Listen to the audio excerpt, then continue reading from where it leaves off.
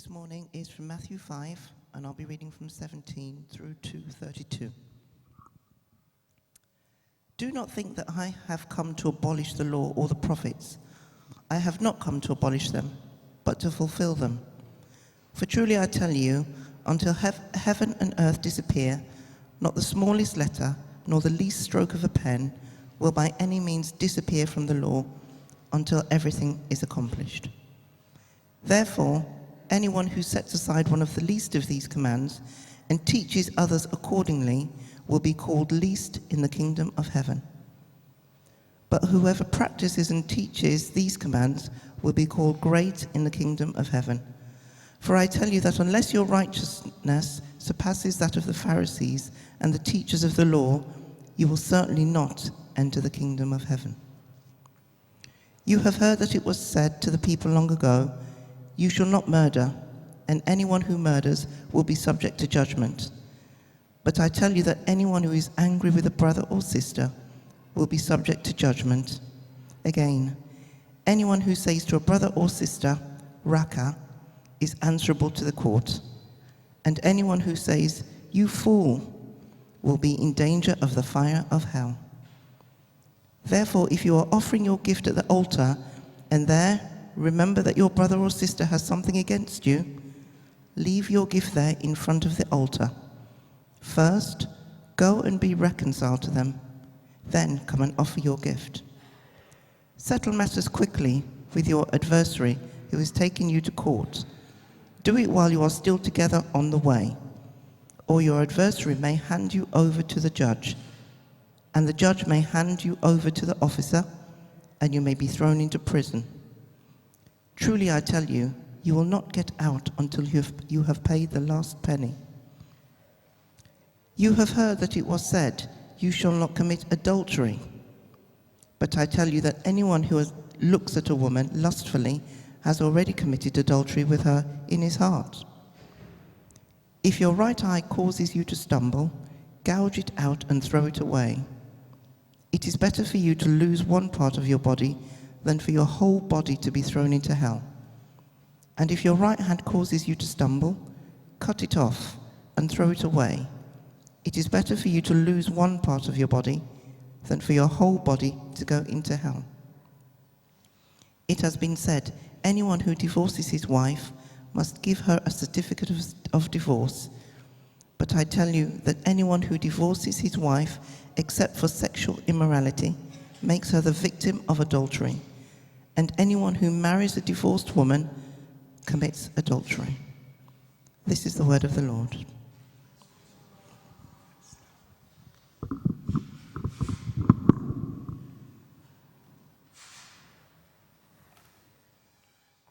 Let's pray together, shall we? As we unpack these words of Jesus. Father, thank you for your word that gives life. And so, Father, as we read through the Sermon on the Mount together, as we have time together to listen to the words of Jesus and work out how we put them into practice, Father, I pray you'd speak to us by your Spirit, in your name and for your glory. Amen. Am I coming through? You can hear me? Great. Just checking. Thanks, Nick. I just want to attribute this little joke to Amanda Taylor, who shared this on Instagram yesterday, but it really made me laugh. So bear with me. What's the difference between a kleptomaniac and a literalist? Okay. The literalist takes things literally. The kleptomaniac takes things literally. However, the difference is the comma. The literalist takes things literally. The kleptomaniac, the kleptomaniac, it's a great word, isn't it? Takes things literally. I see. Sometimes when we, as a pastor and as a Christian, actually, if I'm honest, lots of times I've had this question. When I was a youth worker, I used to get it all the time. Certainly, and when I was a student, and when I was a young person, I'd become a Christian. It's like, doesn't the Bible say? And then they quote some outrageous verse or some kind of incredible passage. You're like, oh man. Well, yes, it does, but Yes, it does, but. And you see, it's so important that when we read I love the Bible. I absolutely love the Bible. I find the Bible is the most life-giving book I've ever read. A series of books. The Psalms help me to pray and worship. The Gospels keep me close to Jesus. The letters of Paul and Peter and the letters of all of those letters, they point me back again to kind of my true north. They set the parameters for how to live, my ethics, my worldview, so much. I love the scriptures, and I've read them so many times. I've read the Bible in a year countless times. I've read this passage loads. But yet I still often get asked those questions. Does the Bible really say that? Does the Bible, quoting a verse out of context. The importance of that comma for that joke, it's a great joke, Amanda. I just nicked it from your Instagram. It's a great joke. But the importance of that is all in the telling, obviously. But the importance of that comma is really important. And the importance of, yes, it does, but is really important. And when we come to this, I don't know, you read a passage like we've read this morning from Stephanie. So Jesus has talked about his approach to the scriptures, his approach, his understanding of two commandments, and then the teaching on divorce. So murder, adultery, divorce. And then the next one, which, when I did the sermon series and I worked out we would do the Sermon on the Mount, or chapter 5 through Lent, it actually meant that Mothering Sunday we'd be talking about divorce and adultery. Wasn't totally sure that was the uplifting message that we wanted to go for on Mothering Sunday. So I, as I'm allowed to, I played around with the sermon series. But in a couple of weeks, Gordon's going to be speaking on oaths, on our promises, which is about taking the Lord's name in vain. So in this bit of Matthew chapter 5, Jesus is taking some of the best known commands in the Hebrew Scriptures, and he's saying, not reinterpreting them, but taking them even more seriously than the religious leaders. So Jesus here firstly he talks about his approach to the scriptures. And then, like I say, I always go, when I think about the Ten Commandments, I can't help but go, thou shalt not. I don't know why. Never in any other part of my reading of the Bible do I suddenly adopt King James language, but the Ten Commandments, feels like I should. Thou shalt not murder, or don't kill people. Thou shalt not commit adultery. We're going to have a look through those and talk about divorce as well. So, easy topics for a Sunday morning, if anyone's wondering what's going to happen. Jesus begins by saying this: I have not come to abolish the law, or the law and the prophets, but to fulfill them. The Pharisees and the Sadducees, the religious teachers, Jesus was constantly in conflict with these different groups of people who were all wanting to see how he took the law and the prophets. The Pharisees were waiting for that one accent, that one comma to be misused before they condemned him as a heretic. The Sadducees were in agreement with the Pharisees, and they were trying to catch Jesus out, but they had a very different interpretation on lots of the scriptures. But they basically were looking at Jesus to think, we want to see if he gets this wrong. And so Jesus is very clear: I have not come to abolish them, but to fulfill them. So when someone says to me, does the Bible really say? And I go, yes, but what's the next bit of that sentence? That's the key thing when we think about the scriptures, when we think about the teaching of Jesus. So Jesus here takes three topics which, between us in the room, will affect all of us. All of us know people who've been through the pain of relationship breakdown and divorce. Some of us in the room have been through the pain of relationship breakdown and divorce. Others of us have, experience of lust. I mean, I almost at the last service said, hands up if you've ever lusted, and then realized that literally no one in the room is going to admit to it. But I have. All of our eyes are going to the floor now. Enough said. What about wishing someone dead in your head?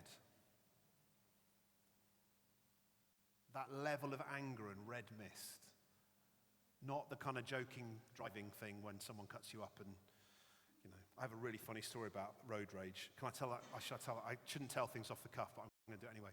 So I was driving to buy a new TV. Never bought a TV in 17 years, thought I need a new TV. I was driving down the road, and you know when someone tailgates you? It's like, isn't that irritating? If you tailgate people, I'm pointing the finger now, stop it. Anyway, classic white van right behind me. So it was Nell's birthday last December. So I was kind of, feeling it that day. So I thought, right, what's the best thing to do? So I slowed down. And then I filtered to the right, and I'm getting a lot of support from this, silent support from this. I pulled in, and the guy, the gestures, the shout, I couldn't hear any of it. So I decided that the best way to heat burning coals, this is not a good thing to do, by the way, but it was quite funny, is I just turned left and smiled and waved at him. And he had that level of anger that Jesus describes here, and he threw a paper coffee cup at me out of the window. But because it was an empty paper coffee cup, it just went out the window and just flew backwards, which made me laugh even more. It's a terrible thing to have done, I understand that.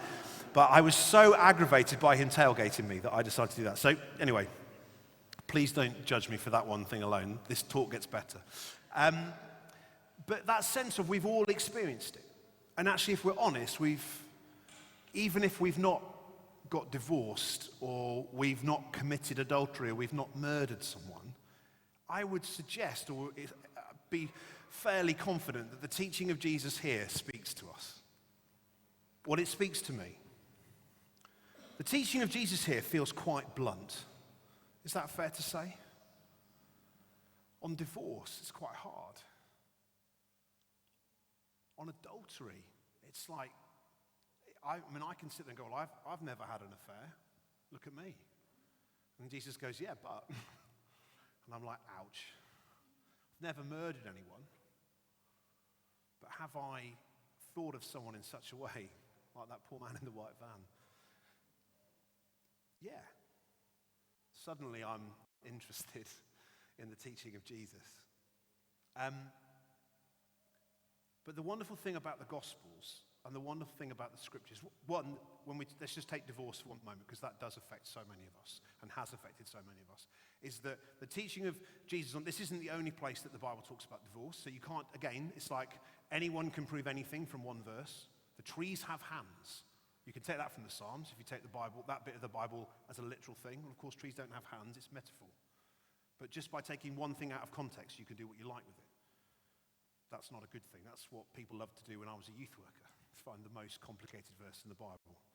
I used to say, when I was a student, I would say, in Isaiah it says this, woe to those who rise early in the morning. So no, I won't be coming to your 8:30 lecture. That's a good way of taking the Bible out of context, in my opinion. Not that you're meant to do that. But we don't just have, teaching of divorce. Paul talks about it. Jesus talks about it. There are some really great kind of helpful pastoral approaches to the teaching on divorce. And I just want to say here, if you have been through, are going through, have been affected by divorce, one, you're not on your own. Two, whatever we've talked about here, if you have committed adultery, had an affair, been the victim of that, or a battle and struggle with lust in whatever form, you're not on your own. Jesus is with you. I'm going to show you how and why in a moment. If you have, committed violence or thought violence or whatever up against someone else, you're not on your own. Think all of us here are broken in every which way. But yet if we take the words of Jesus just now as a kind of like that's all we get, sometimes you can think that's quite harsh. So what I want to do is take us these words really matter. Jesus said, I'm not going to let the Scriptures fall apart. We take the Bible seriously. It's the book for 2,000 years that the church has held onto, that's shaped Western civilization, for good or for ill. It's the book that it teaches us about Jesus. It points us to God. It's so important. And I love the Scriptures. I wrestle with the Scriptures. They challenge me all the time. Because you can't help read the Bible and think, when you read the ethics around the kingdom of God, you think, crumbs, why does the Bible say I have to be generous? Why can't I just bend the truth a little bit to get myself out of trouble? Why can't I? Why do I have to engage in being anti-racist? Or why do, love your neighbor as yourself is challenging enough. And Jesus said, well, all the law and the prophets hang on those two commands. We take the scriptures seriously, but we also, when we read the scriptures, the church for 2,000 years always said that Jesus is perfect theology. What do I mean by that? It means that we understand the scriptures through the person of Jesus. So that the Hebrew scriptures, the Old Testament, they point to Jesus. Not just the prophecy bits, but the whole of the story of creation, the story of the fall, of how humanity has broken and fractured its relationship with God, with one another, with the world. And then God's redemptive plan through history, beginning with Abraham and Sarai and journeying through the tribes of Israel, the people of God, and then exile, and then pointing all the time to one who's to come. One who's to come to embody the messianic figure. It points to Jesus. And the New Testament is all about Jesus. The Gospels tell us about his life, death, resurrection, his teaching. The letters tell the church how to put it into practice. And they speak of a promised future when God will come again, and Jesus will come again and make all things new. That there's a top and tail to history, as it were, and it's centered around Jesus. But when we read those, does the Bible really say bits, we read it through the lens of Jesus. Sometimes we can think, well, surely, Chris, Leviticus. I mean, really, do we really need to understand Leviticus? I'm like, there are bits of Leviticus that are tricky. I don't understand the whole thing about having a clothing made from two cloths and why that's so terrible. Someone in the room will come and tell me afterwards why that is literally an abomination in the sight of the Lord. I just don't know. But what I understand from Leviticus as well is that the greatest commandment exists in Leviticus 19. Love your neighbor as yourself. So if you're going to chuck Leviticus out, you've just chucked out one of the greatest commandments. It's tricky to do. And Jesus didn't want to chuck things away. What he'd tell is, I take it seriously. So a little rule of thumb around reading the Bible is, particularly the Hebrew scriptures, the Old Testament, is that if Jesus and the cross doesn't change it or cancel it, then we don't have to do it in the same way today. However, if Jesus affirms it, or if it doesn't change through him, then there's something we can learn from it. That's why it's important to read the Hebrew scriptures. So again, Leviticus 19, you've got this image of, I'm not a farmer, so this doesn't apply to me. Any farmers in the room? No, because we live in West London. There's no ground, let alone anywhere to farm. But farming. So it says, when you farm, don't put crops right up to the hedge. Leave a gap. Or when you harvest your crops, don't harvest right up to the hedge. Leave something there. Why? So those who don't own land, those who, widows, orphans, refugees, that grouping of people who are on the margins of society, what can they do? They can come and get some food. They can look after their families. They can probably get food and then sell it. But that's up to them. But that doesn't apply to me. I'm not a farmer. But surely when it comes to my income, my work, whatever I do, it's making margin for those who are on the edge. There's a paradigm there, a principle that we take and we apply. We take the scriptures seriously, but we don't always take them literally. There are often two extremes. One is we take everything literally, which is really problematic because trees don't have hands, friends. For me, it's like, well, of course we don't. No one in the whole of Christian world, however kind of, mad it can get sometimes in religious circles, no one thinks that trees have hands. So there's a kind of like 100% unifying principle. Someone will probably argue for it, no doubt on the internet, because people do that. But so we all read it differently, but we take it seriously. So now let's come to these other things. We don't just have the teaching of Jesus on adultery or on murder or on divorce. We have what he does with those who are in those places.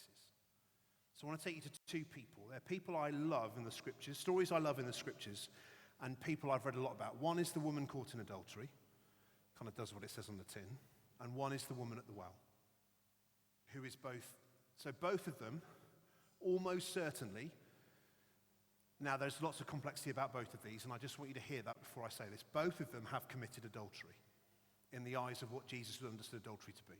Now, the woman caught in adultery, there is no man present. There was a man present because you can't commit adultery on your own in the way that Jesus would understand it.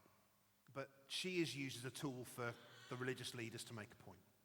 However, she still was culpable. Jesus didn't doubt that. And the woman at the well, she'd had 5 husbands, and now the man she's living with is not a husband. And all in the mix of that is a lot of patriarchal, oppressive kind of behavior. She was thrown out, used, abused, almost certainly. But still is in that place of, well, divorce and adultery, definitely present in her life. No condemnation, but that's the reality. How does Jesus put into practice his own teaching? So the call for us is to think about lust, to deal with lust in our own lives. You know, lust is not just, that's a bit naughty, a bit cheeky. Lust is about taking another person and making them an object, thus dehumanizing them for our own sexual gratification. That sounds less fun, but that's what it is. And that destroys relationships, it destroys people, it destroys the person lusting as well as the person who's lusted after. That's why Jesus is pretty strong on it. Origen, one of the early church fathers, castrated himself, took the teachings of Jesus literally. We don't have to do that, but we should take drastic action. Because what's the logical conclusion of constantly dehumanizing someone else, making them an object? Is that it ends in adultery. It ends in something that's toxic. It ends in something that's bad, which often ends in divorce and breaks down families. And anyone who says it doesn't matter what we do as long as it doesn't hurt someone else hasn't understood the nature of being human. Whatever I do affects everyone else. Whatever I do, good or bad. No one is an island. So, and I've sat with couples, seen them reconcile through the mess of this. I've seen the mess that lust can cause in a marriage. I've seen the destruction that divorce can cause with children. But I've also seen the resurrection life come through that. Couples reconciled. Those who've been through divorce finding life. Not just, meeting someone else, but finding life again. Being restored from an abusive relationship. You know, we believe in the gospel, friends. That's what we do. But I want to come us back to these two people. So the woman caught in adultery is the one I want to focus on first. She is made to stand before the religious leaders, before Jesus, and they say to him, here's where they're trying to catch him out on that letter of the law. Okay, Jesus, the law says we've got to kill her, so what do we do? Jesus, who takes the scriptures seriously, adultery matters. Jesus takes it seriously. There's this quiet moment. Jesus doesn't stand with the religious leaders, even though he agrees that adultery is wrong. They have that in common. What does he do? He moves towards the woman, gets into the dust with the woman, stands there with her, writes something on the floor. Who knows what he writes? Lovely to speculate on. And then he turns to them and says, no stone throwing today. Any of you without sin, you can pick up not a stone, not a pebble, a boulder. Any of you want to pick up a boulder? Better make sure you're perfect. And they sidle off because they've been caught their own game. All they'll think is, we lost that one. This is what happens when you make an issue out of people. You treat them as something less than human. Jesus never does that, ever. He draws near to her in the dust. And he sits with her and says, none of them have condemned you. And I can just feel, and you can feel that in her heart, like, yeah, but the only one who could actually throw a stone is still here. Do you know how many people approach God like, I wonder if God's going to throw a stone at me?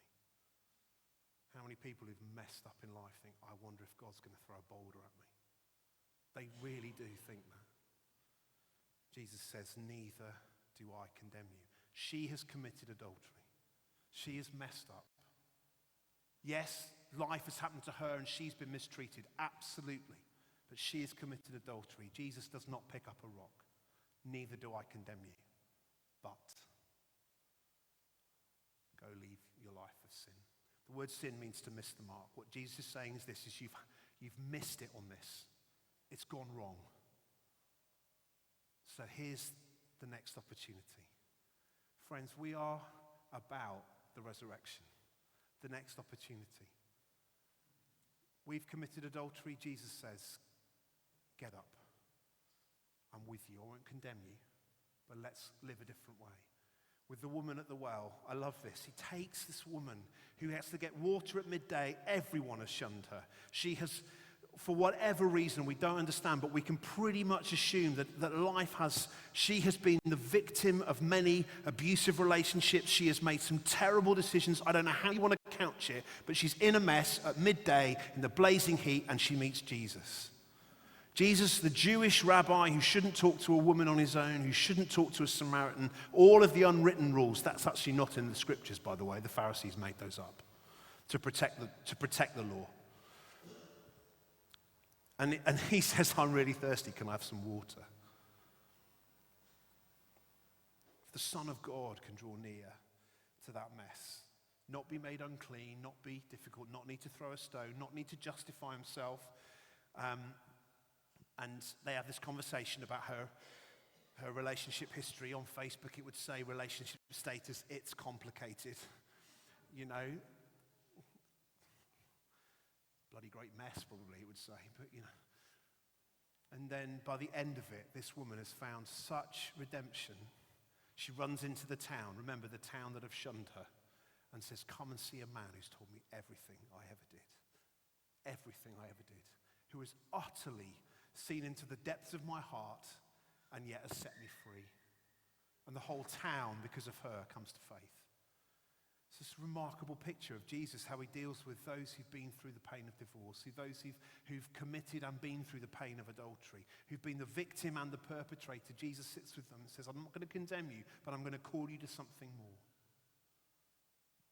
And why do I get emotional? Because that's the gospel.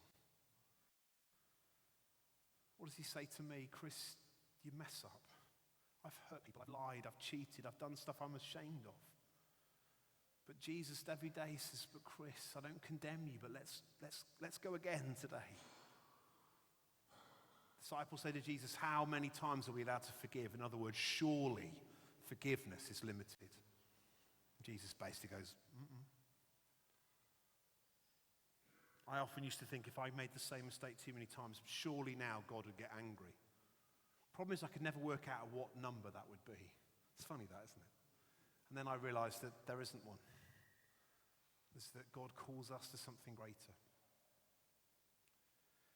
We believe in the gospel. We believe that Jesus says, it calls us, takes the scriptures seriously, calls us to a high standard. You know, it doesn't want us to go through the pain of relationship breakdown and divorce.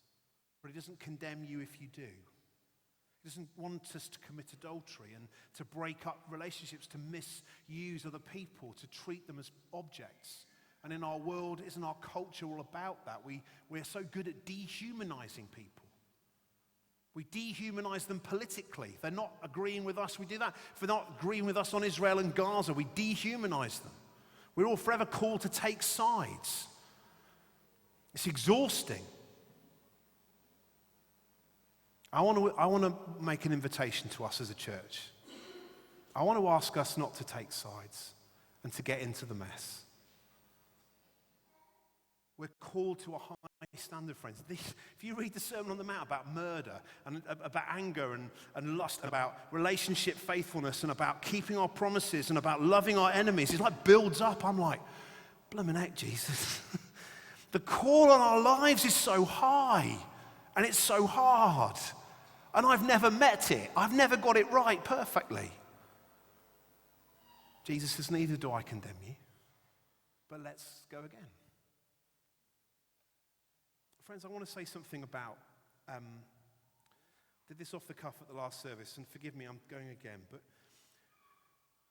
when we talk about divorce and adultery, it's easy to kind of concentrate on those things, but I want to talk about sexuality. I want to talk about those of us in the room and those of us we know who think that the churches have to take sides. We have to pick a side. We have to take the scriptures seriously. And the reason for talking about it is that we haven't for such a long time. And I want to kind of give a sense of where I'm at. And I'm going to get emotional because it really matters to me, because I am sick to death of things being issues.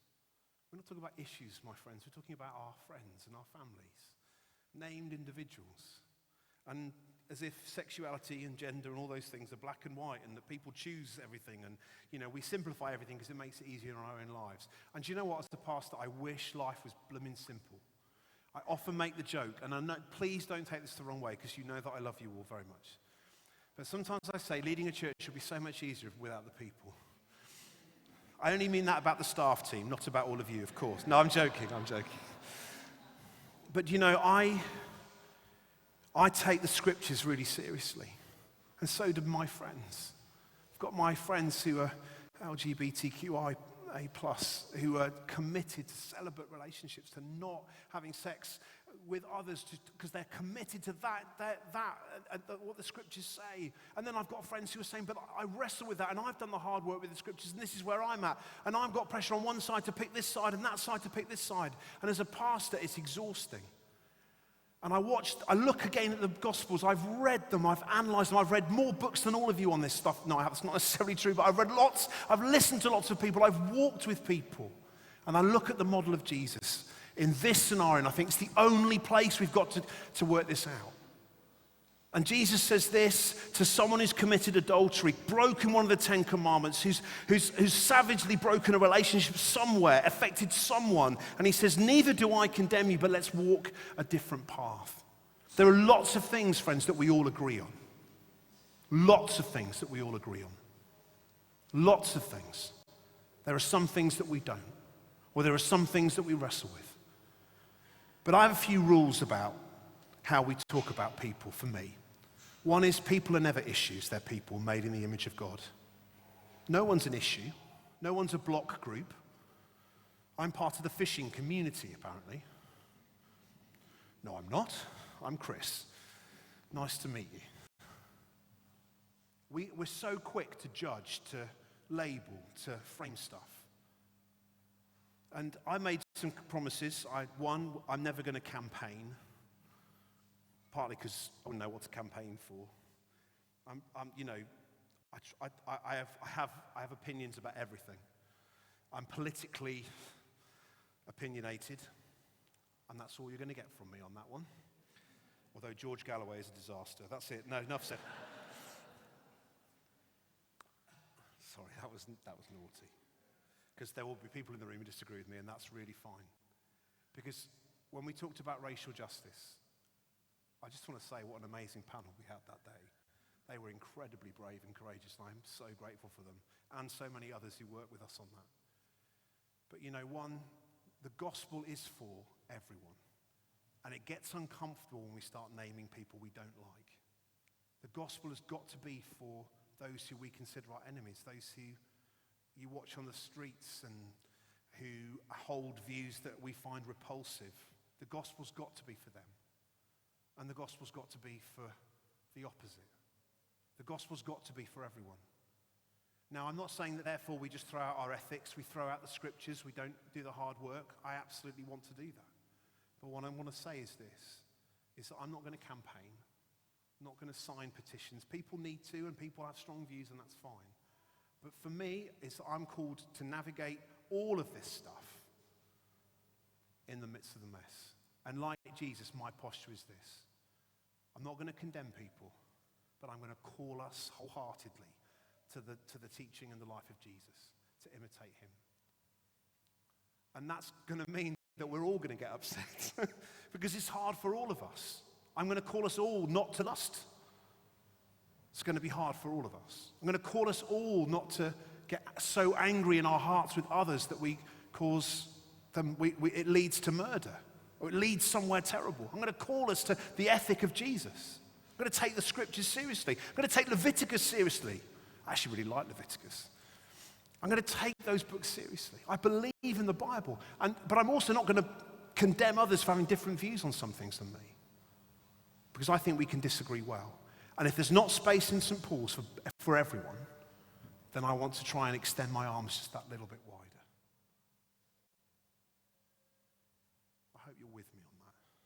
If you want to know exactly what I think, you're going to be disappointed. If you want to know exactly how this is all going to work out, you're going to be disappointed.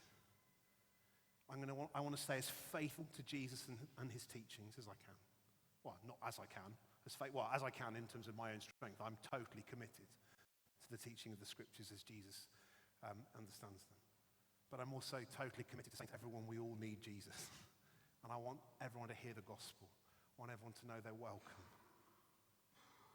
I'm doing this in an inarticulate way. Forgive me, friends. I walked, there's always, anyone can walk with me. I walk my dog regularly. I remember a long while ago walking with someone, and I was the first person that they had told that they were gay. And we carried on walking. It's just not a thing. And then they said to me, someone had obviously said something to them about what it